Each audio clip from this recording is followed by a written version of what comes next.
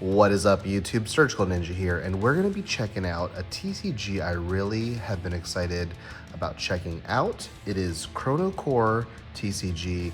This is like a mecha game. If you guys have been following the channel, you know I've really dived deep into the mecha genre recently. I've been picking up a lot of Gunpla. I just built 2 perfect grades. They look really good in my display.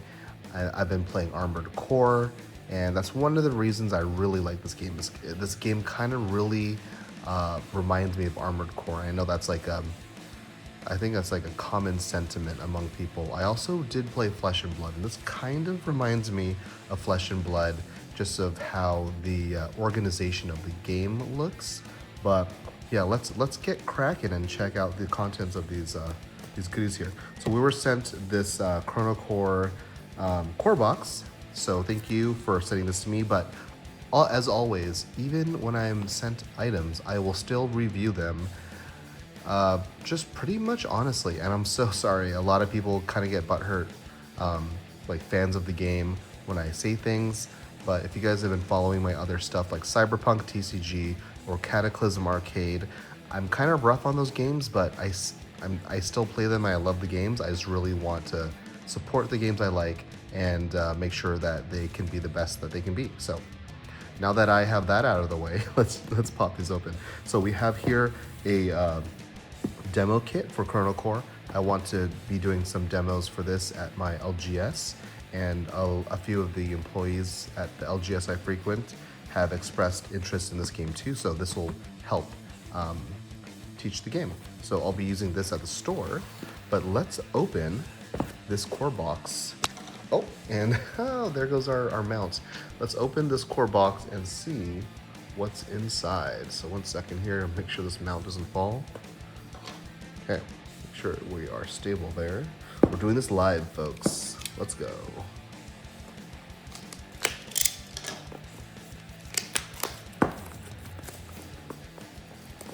Before I open the actual box, I actually just want to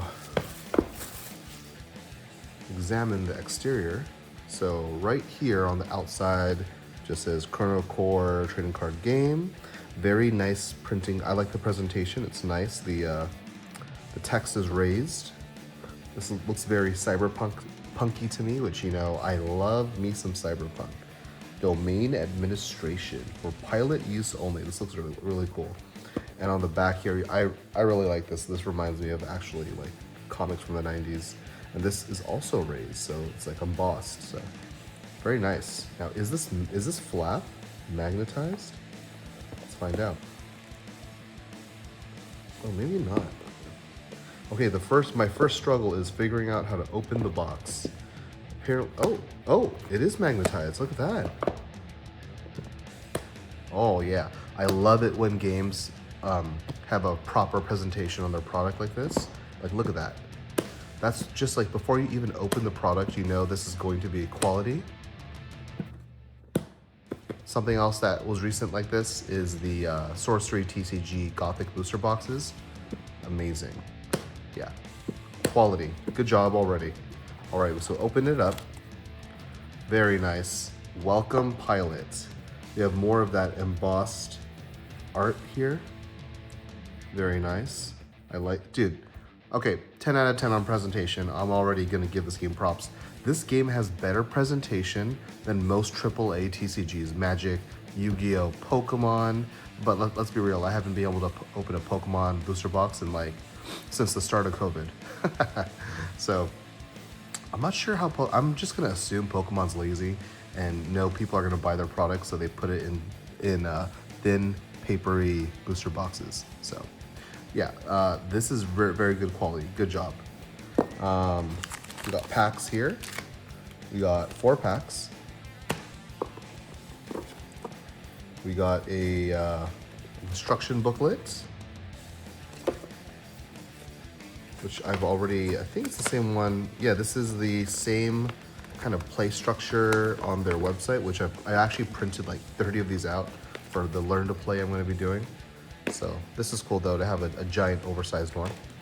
And then we got a play mat here, which will be helpful for my learn to plays. I believe the demo kit has a 2-player one.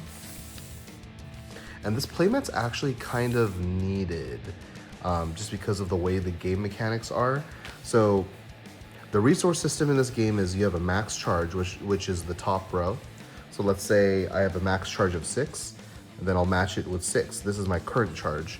As I spend the resource or the charge, I'll move the die or marker, whatever you want to use, down until I have spent all my charges or I'm done spending them. So yeah, you kind of need some kind of charge thing. I guess you can, if you want to make it look not as fancy, you could just use two spin down counters, I guess, but it wouldn't look as nice and it might be confusing for newer players. So I think you kind of need a playmat to showcase the 2 meters and then also where your gear goes. So I have thoughts about this setup, by the way, but I want to look at some starter decks. Oh my god, I already forgot how to open it. I was like, what's the proper way to open this? Okay, so let's go in here. This is pretty cool. We got some tokens. I love me some good quality tokens. I don't even have to pop these out to tell that these are already high quality. Those are acrylic? Actually, I'm gonna pop them out. I wanna look at these. Because if you guys saw my video for Neuroscape, dude, their tokens were freaking acrylic. Like, who does that? Like, even Magic the Gathering and Pokemon, actually Pokemon does give you acrylic tokens in their ETBs. So I think this is actually cardboard, but it might be like really good quality cardboard. So when Magic does tokens in their booster packs or whatever, they're really cheapy cardboard. Let's see. I can't tell if this is very thin or just a really good quality cardboard, but yeah, like it's like thick. It's withstanding me trying to bend it in half. I know this is painful for you guys watching if you are already playing this game and me trying to damage this token, but yeah, these are good quality tokens, so good job. Good job already. So I like the presentation. I like the quality of the tokens of the actual game. Very nice. All right, let's take out the starter decks here and give them a peek, and then we'll give them an open. You got some nice dividers here too. This is pretty cool. So, oh my god, just very good thinking on this guy. Like whoever designed everything is well thought out. Is this removable? Oh, maybe not. Am I just a special? Okay, well, oh, it is removable. Okay, there we go. Yeah. So you can remove this if you want to put your cards in here. So this is what I like, is that the way this is designed, I could put my cards face up if I collect them and fill this whole box. I would have to remove this and rip that cardboard out. Or you can leave this thing here if you want to put your structure decks in there so they don't move around, and then put your tokens or whatever here.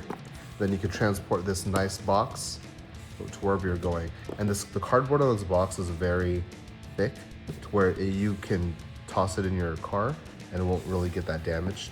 Here's the art on these separators. Very nice. Love it when they give you separators here to help organize stuff. That looks badass, by the way.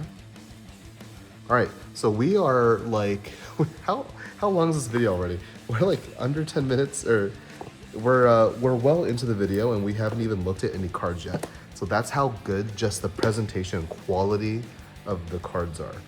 So the structure decks here we have is Righteous Resolve. We have Griffin, Chaos Ensuing, and we have Knight of Chaos. So we've got 3 structure decks here, very nice. Prepare to crush your opponents with the indomitable Romulus Amok as your pilot. Wielding a powerful axe and shield combo, Tiamat is a heavyweight tank. I feel like I would play heavy. That's just like the kind of mech pilot I am. And then this one is Aerial Tau, playing as a lightweight Griffin Chrono. That looks lightweight. And then over here we have strap into your pilot seat with Etienne Wasu. Dual wield swords and carve your opponent's down to size with the versatile Midweight Pegasus Chrono. All right, so we got a light, a midweight, and a heavy structure deck here. I'm definitely gonna play the heavy, so let's pop this one open first. We're actually gonna give one of these decks to one of the employees at the LGS so that he can play test this game with me and help teach players when I'm not there. So here is the structure deck. This game also has been in development, I heard, for like years, like 5 or 6 years. So this is definitely a love, like the love child of someone who put their heart and soul into their game. Man. I'm trying to carefully, surgically open this without cutting the cards. I probably should have used a blade that isn't so old and rusty like this one. There we go. Oh my god, did I just nick that card live on... No, I didn't. Ooh, I'm gonna have to revoke my surgical license there. There we go. Close one.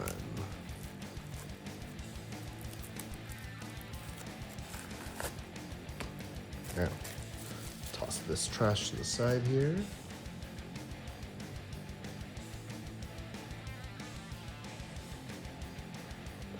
Okay, and then we'll open the extra deck here.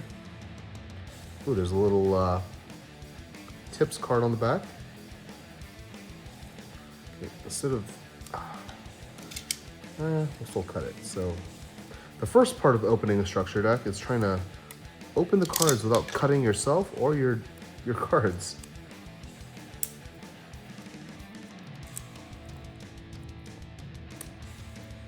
Yeah.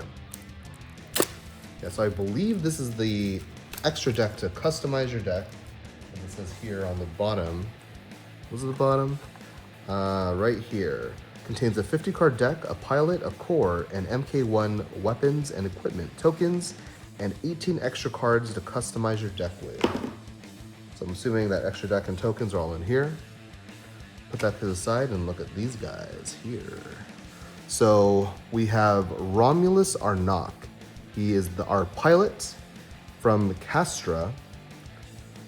And his ability is when you trigger a counter-attack ability, you may deplete the slot to reduce its cost by 1 core charge to a minimum of 1 core charge. So your pilot on this playmat would go here. And then we have our core. So this is kind of, I guess, the way they describe it is the core is kind of like the endoskeleton of your mech, right? So this is kind of what I like about this game is that you're kind of like building a mech, like an armored core, like Gundam. If you guys are building your Gundam, your core is like the inner endoskeleton of your mech. So the core here is our Tiamat core version 1. So he has 20 shields. The top right number there is the shields. And then you have your life, which is your pilot's actual life before he's knocked out. So his is 10. So you have to go through your shields first before you can attack the pilot's health. And even if you I don't know, kill your shields, let's say you dealt 30 damage for some reason. So you would have 10 damage left over, right? That extra damage is just wasted unless you have an ability to ignore that. So if you dealt 30 damage, this will just eat all 30 and deal nothing to your pilot's life. So that's a little thing to be aware of. Also, I want to talk about the back of these cards because look at the back of these cards. This isn't just some basic ChatGPT, hey ChatGPT, make a basic nano machine or futuristic card backing for me, please. No, this is actually like raised. That is crazy. I'm pretty sure every card is like that, right? Yeah, every card, I don't know if you guys can see that. It's like raised and glossy. Damn. Like, had to smell it, I'm sorry. Something about that new card crack smell, plastic crack. Okay, so let's talk about our gear. So If you guys are playing Flesh and Blood, this might be a little familiar. You have gear that will go onto these slots here, and then you can put these like little modifications onto the gear. Only one can be on it. So you got your visor, which is like your helmet piece. This is V1, so they all start at V1. And that will go in your head slot there. We have your gauntlets, or like your hands, and those go here. And then you have your greaves or your legs. So again, those go in its obvious slot. So that symbol matches that symbol. So like I said, you have to start the game with the V1 versions on the field. And then as you draw cards, you can upgrade them. You can upgrade them into better, what do you call it, MKs or versions. Then you have your weapons too, right? So you have your one-handed weapon here. You have a Leviathan V1, one-handed melee plasma. So that weapon will go here. And then we have our shield, one-handed shield that'll go there. I want to talk about something before. Let me just mention this first. So here's the other versions of those gear. So like you can see here, these are the Tiamat gauntlets. This is MK3. My gauntlets are MK1. You don't have to play them in order. I could just, if I draw this and have it in my hand, I could play it directly on top of this and jump from MK1 to MK3. This isn't like Pokemon where you have to evolve a Pokemon in order, right? You can just, if I have the MK3, I can just drop it on top of the MK1. Okay, I want to talk about something since we're here that I actually don't like about this game. So, I mean, maybe it's player preference, but what I like about Flesh and Blood is like, I feel like I still feel like I'm gearing up my mech, right? Flesh and Blood, you're gearing up your fighter. So in Flesh and Blood, maybe it's just weird to me, but I think I would have liked the layout of this to have been like, my head's up here, my gauntlets are here. I guess they would, yeah, just put my gauntlets there. My core could have been like here. My pilot could stay there. Then we'll have our weapons like so. Maybe, I don't know. I don't know how we would have done our weapons. Maybe our weapons would be like this, right? Maybe put our weapons like that, and then you could have balanced the game to equip a left and a right. So you would even give more of a choice on how to build your mech, right? So I would have liked the layout to have looked like this. I guess you can do it as a player choice, but it would look, it's not built into the game's rules, right? So like this just looks cooler, right? You have your head, your core, your body, you have your arms, and if you had the choice to equip 2 different arms, you would have your left and your right arm, you have your legs, and then you have your weapon and shield. Or you could have even just put it out farther out like that, I guess, right? But I think it looks cleaner like this. So if you had another arm, it can go here, and then you could have made them specific. So you could have had specific left arms, and left arms had to go here, or right arms had to go here, right? I'm doing the laterality according as if I was his facing, because his left is there. So anyway, I'm just saying it would have looked cooler like this. When I first started seeing the game, I kind of was thrown off. I was like, why is the core all the way over there? And why is the head here, the arms here, and the legs here, and then the weapons are over here? Like they're just kind of all spread out. I don't know. I just really think it should have. It even looks more thematically better if they were arranged that way, in my opinion.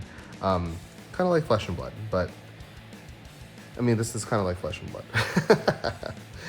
But yeah, I think it would have looked cooler like that, in my opinion. Just saying, right? All right, let's go through the rest of these cards. So, and I have another thing I want to talk about, but we'll go through the rest of this deck first, and then we'll talk about it. Okay, so we have, like I said, these are the upgraded versions. So I have the gauntlets, the Mark. It says MK, and I've seen other YouTubers say MK. I'm just gonna say Mark 3, because it sounds cooler. The Mark III, got a couple copies here to increase your chances of pulling it, right? We have our visor, even though it shows like the whole upper body of the mech. Got counterattacks. So these counterattack cards are kind of like your actions, like, right? So if someone attacks me, I could choose one counterattack to kind of reduce that, or I don't know, maybe attack back. Maybe that's a function in future sets. But this one, in response, I could counterattack. And even though it says counterattack, usually there's some kind of defensive thing. So this says redirect up to 2 damage from current attack to an opponent's shields. That's cool. That's kind of like a mirror force for you old school Yu-Gi-Oh players. You activated my trap card. So I like that a lot. Got Leviathan here, a one-handed melee plasma. This is the Mark II. We got 2 copies of that to upgrade. We got our Aegis Mark III to upgrade our shield. We got our visor to upgrade our visor. More Greaves. Ooh, shiny. Is it only one? So we got 1 shiny Greaves. So only one. So 1 out of the 3 is shiny. Very nice. Cool. We have Aegis Mark II for our shield. And again, 1 is shiny. We have our Oblivion Refractor. Counterattack. So counterattack, redirect 2 from current attack to opponent's shields again. We have a visor, again, 1 is, oh, not 1, oh. Just 1 copy. So this is a Mark IV, and your core says if your shields are at 0, or when you play a Mark IV card, you can flip it. And I'll show you this backside here. So the core, either when you're weak or you play a super strong card, you can overclock and flip it and become a super daddy. So usually the overclock is something badass that you want. So I like that when you overclock, you can get it when you're ahead. You could snowball when you're ahead and when you play a Mark IV and flip. Or you could get this when you get your shields depleted as like a one last push to survive. So I think that's pretty cool. And this is cool in that, so when your shields are put to 0, you would overclock and flip, and then you could activate for 1, regenerate 3. So pretty cool there. All right, let's go back to the deck here. So we got more, we got a Mark IV visor. Ooh, these are cool. These are kind of like those Magic the Gathering foil. This foiling's different. It reminds me of etched foils. A lot of players don't like that in Magic, but it's only the text box that's kind of etched. So yeah, that's kind of cool. I like it. I like it a lot. Very nice. We got some Mark III Greaves. I like that there's so many foils in the structure deck. Oh yeah, this feels nice. Dude, just props. Oh my god, the presentation of this game looks so good. Invest. Configuration for Greaves or Visor. So remember, you could put a configuration to kind of modify your gear. So Infest, I could put that on my Visor or my Greaves there. I would go underneath that. Okay, you got Overwhelm, another configuration. We got no configuration for Greaves or Visor. We got Deplete. We got Maintenance Hanger. Very, very funny. So support cards play here. You'd play it, and then usually they're done, then you put it in the scrap pile. So support on play, regenerate 4, which is restore 4 shield. Or I could play it for 1 on my main and draw a card. So pretty much does what I think a maintenance hanger would do, right? And then we got some shield drones. System reboot. Remove all status effects applied by an opponent to a slot you control and regenerate 2. And then or draw 1 card. Very nice. So that's the structure deck for what I'll be playing, because I'm a heavy boy. Let's look at the extra deck here. So we got we got a Mark II Visor, another copy here. Another Mark IV Tiamat Greaves. Leviathan V Mark II. That's kind of confusing, right? Leviathan V1 Mark IV. Ooh, shiny. Copy of the Mark IV for the gauntlets. You got another Infest. So this is pretty cool. I like that they give you extra cards to modify your deck to how you would want it, right? Foil. 3 copies of Disengage in case you want to switch it up. Very nice. All right, this is pretty cool. Oh, etched foil. The whole card is etched almost. Very nice. Orbital Devastation. Deal 6 damage to an opponent's shield. Then on it or on attack, Power Burst 2. That's pretty cool. Oh, all 3 of them are etched. I don't know what the wording is. I'm just gonna this is just how I am with all card games. Like, even though I'm so mad I'm so just butthurt with Magic, but the keywords for Magic are just forever burned in your head. You know what I mean? So these got some tokens here. Very nice. Then your little cheat sheet. Oh. All right. Ooh, I am excited to play this game. Let's go.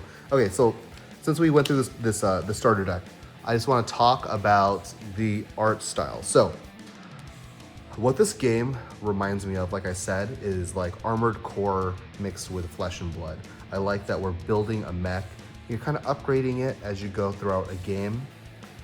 The art style though, it's like kind of leaning into anime-ish, cartoonish. I think, in my opinion, maybe you could do a poll.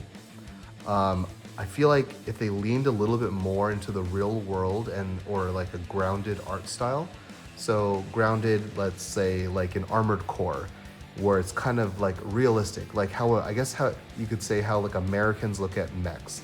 So when Japanese people or I just feel like Asian people look at like the mecha type things, they kind of want like these stylized robot mechs, right?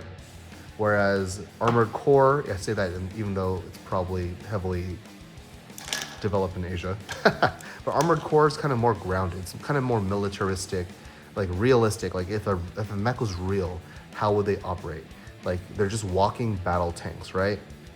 So like I feel like if they leaned more into that kind of art style of a grounded mech game, that would interest me more, particularly in my opinion. So I have to say in my opinion, because it really is my opinion. I'm sure there's other people who like this art, but yeah, I just feel like a more grounded art style, just like realistic military type mechs. But yeah, that would look so cool. I mean, you're already halfway there. The game's called Chrono Core. This could totally just be Armored Core the TCG. So yeah, I would really like to see more grounded or realistic art. And I mean, a TCG is not locked into a specific type of art style, right? Because if you look at Magic the Gathering, there's all types of art. There's grounded fantasy art. This is before Universes Beyond, by the way.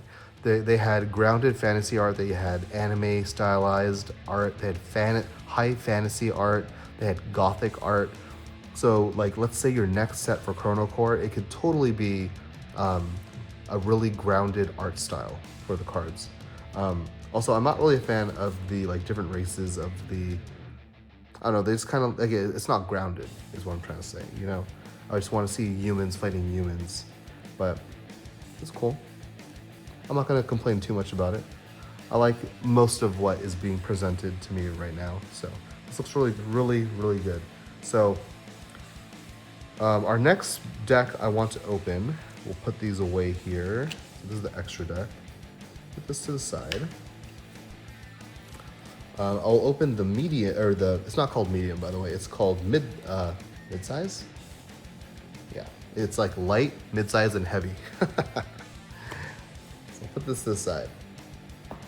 Let's open this medium deck. So this medium deck is get up and dive into the action with Ariel, Tau as your fearless pilot.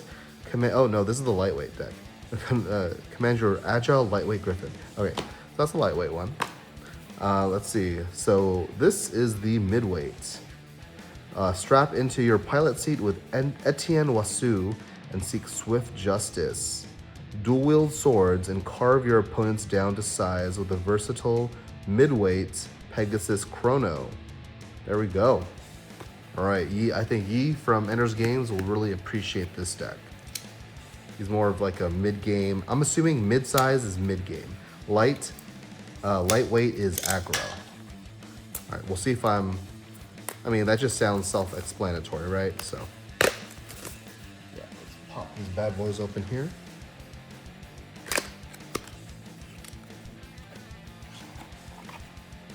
I might like the art style of this better. All right, here's the secret. You got to get this little tab here. You open these things. Just rip it open like that. You don't have to risk cutting your cards with a blade. All right. So here we go. The midweight or mid-size pilot is Etienne Wasu, like a little dragon person from Umbra. Oof, my favorite clone trooper armor from Battlefront. Once per game, when an opponent triggers lockout or rootkit, during your turn, you may shut down that ability. Oh, it's only once per game though. That's not bad though. A counter, straight up just counter. Now that, okay, I like this. This art looks pretty cool. This is some Armored Core shit right here. Pegasus Core V1. When you attack with a one-handed melee weapon, you gain +1 damage. Very nice. And then we got our visor, Pegasus visor. We got our Pegasus gauntlet, our Pegasus greaves, and then our longsword of betrayal, and then our shard of destruction. This guy's just dual wielding weapons. He's gonna carve me up. So let's take a peek of the deck that's gonna be wrecking me in our Learn to Play match on a couple days, hopefully. So of course, again, we start with the upgrades. You have your upgrades to your gauntlets. You got 2 Mark 3s. Your visor upgrades. You got 3 of those to Mark 2. And then you got Dante's Inferno, classic name of a weapon. Counterattack there, got 3 of those. Shard of Destruction, a one-handed melee strike. Longsword of Betrayal. Quantum Blow, place a status effect on all weapon slots you control that give those weapons +1 damage dealt to shields. Oh, that sounds good. You have the Mark III upgrade for your visor, and then your Pegasus gauntlets. See, this guy looks like he would be a lightweight. Longsword of Betrayal, foil, Mark II.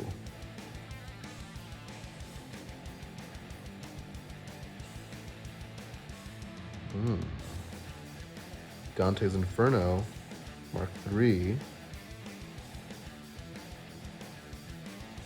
Then we got our nice little etched foils, Pegasus gauntlets. Damn, these look good. The greaves, the Mark III. Damn, these look so good. Who did this art? Dandy Coegs, dude. Good job. Good job, Dandy. So this game's actually still kind of small, right? Like the Facebook group doesn't have a lot of people, and I feel like this is like a sleeper game. Orbital Devastation. Oh yeah, look at that art. And those etched foils. Damn, looking good. All right, let's pop this side deck here. Or extra deck, they call it.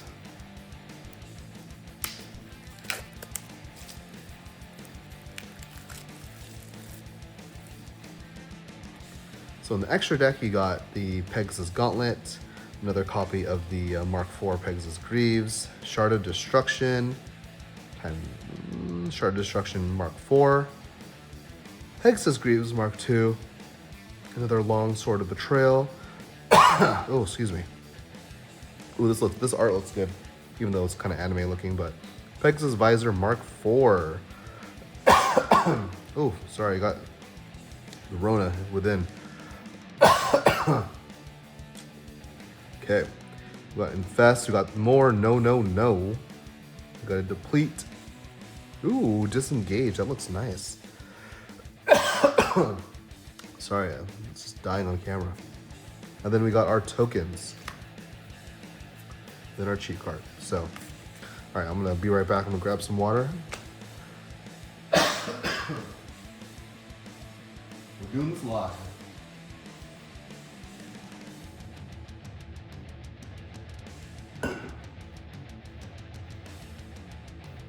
Right, so yeah, really like this game so far. The third deck, I'm gonna keep this sealed for now. I'm gonna try to find another employee. What I wanna try to do is like demo this game to different stores, and the people who really like the game, like Yi from Enter's Games, really looking forward to this game. I wanna give them one of these decks and just let them have it, so I could kind of plant the seeds of interest, and they have a deck they can hold on to and play whenever we meet up. Like I'm gonna do here. The demo kit, we're gonna start setting it up, do some learn to plays. And yeah, and then these packs, I'm not sure what I want to do with these. I'm not sure if I want to give them as prize support for maybe like a structure event. So yeah, but you guys support your locals. If you want to grow a game, you guys have to put in the work, teach the game to the locals, and I don't know, support them for a little bit so to draw that thirst. You know what I mean? So yeah, all right, I'm Surgical Ninja. If you guys enjoyed this video of me opening product, I like to check out a bunch of different kinds of indie games or kind of niche games. Like and subscribe if you want to see more videos like this. We could plan to do more product openings. We should have a booster box opening coming up for Chrono Core, so stay tuned for that. You want to see some hits and see some shiny cards. So yeah, I'll be doing a review with these cards coming up with dual spec, the sleeves, as I sleeve all these decks and try to see how they protect them. So, all right, I am signing off. I'll see you guys in the next video. Peace out.